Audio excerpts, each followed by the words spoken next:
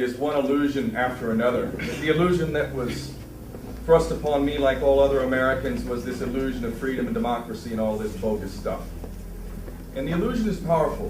The indoctrination process is very powerful. But unless we can manage to see through this indoctrination, what chance do we have to solve our problems? Unless we can see the world for what it is, how is it possible to solve the problem? And again, at the end of the day, how many are we and how many are those in power? We outnumber them, millions to one, when it comes down to it. So how pathetic is it that we the masses, we have all this power, and yet we allow ourselves to be continuously divided. And how do they do this? It's one lie after another, but if there is a head to the snake, it is the financial system. This financial system, which is the most fraudulent scam in the history of our world, is probably responsible for more death and suffering than any other system. And I actually thank God that the people of the West are starting to feel the pain of the so-called financial crisis. I thank God for that. And I can't wait for it to get worse and worse and worse. And it will get worse. And at the end of the day, they try and make this financial system all this parade of so-called experts and economics people and all these people, prostitutes more than anything else, prostitutes who sell their soul to try and confuse us and use us. A short breakdown, because it's not complicated at all. And there's a fantastic film online called The Money Masters. Go and Google that movie, The Money Masters, a brilliant film. There's a lot more out there as well, but I highly recommend that film. It'll take you 2 hours to watch it, but by the end of it, you will know what a fraud is being perpetuated against all of us.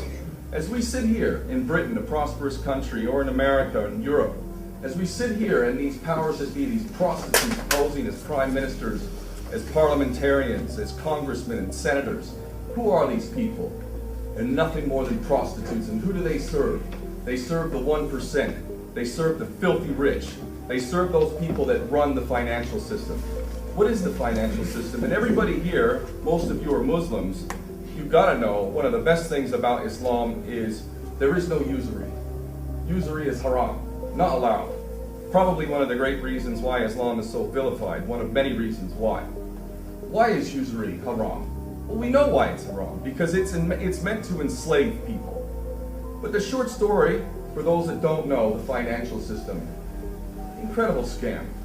Money has been allocated to those at the top of the pyramid. Those people are the ones that are allowed to print the money. In America, it's the Federal Reserve. Here, it's the Bank of England and the European central banks. These fraudsters are allowed to print money out of thin air, backed by nothing.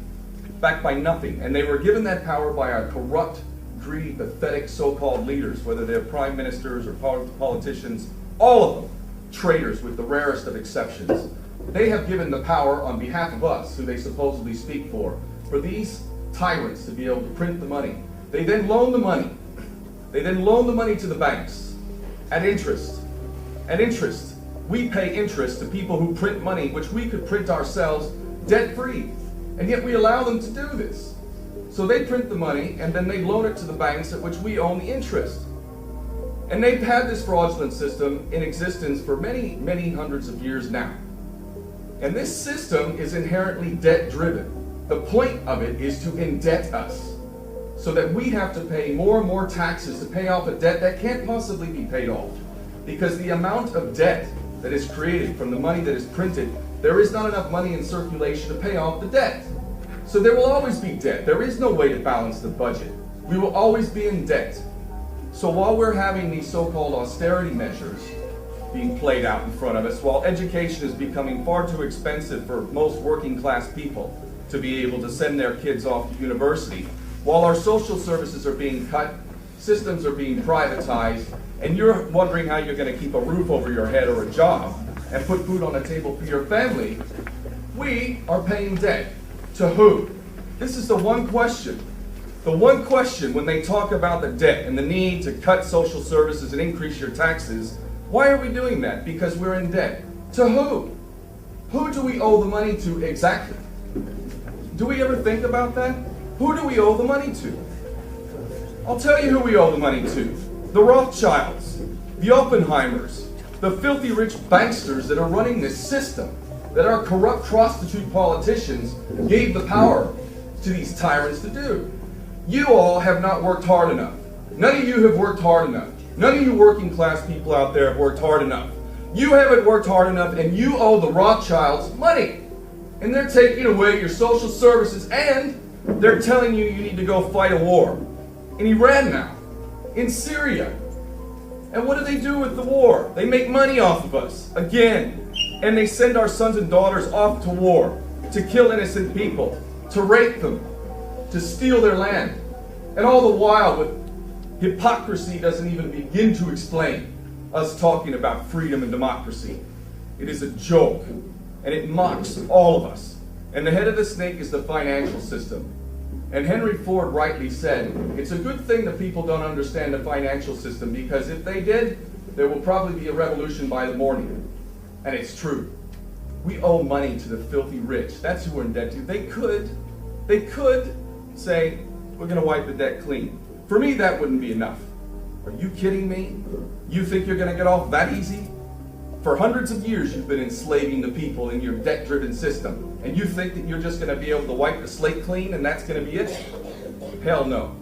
If you don't hang from a lamppost, you should consider yourself lucky for the scam that you have perpetrated on the people. And the thing is that they've got us all by this system. They control the money. It's not even paper to them. They don't even need to print the money. They can simply go into a computer, type in a couple extra zeros in an account, and someone has got money. And this system that we're fighting against, you know, I've been working on things, and the thing that is one of the greatest challenges of trying to get things done is you need money. Well, guess what? Who are we fighting? Who we're fighting has an infinite supply of money. So we're forever fighting against people who can pay every corrupt person who can be bought. And that actually explains everything about the world and the way it functions. Our world is run by corrupt prostitutes, because those that can be bought are the ones that will be given the positions of power. And ideally, we like corrupt people who like little boys or high-class prostitutes, and we like to have videotapes of them, because if you ever think to do what's right, then we'll release those videos of you with some little boy or some prostitute. Literally, the more corrupt you are, the more qualified you are to be a prime minister or a president. Literally. This is the system we live in. It rewards the corrupt, and it punishes those people who actually have some integrity. That is the system, and the head of the snake is the financial system. And until we change that system, we are fighting an uphill battle.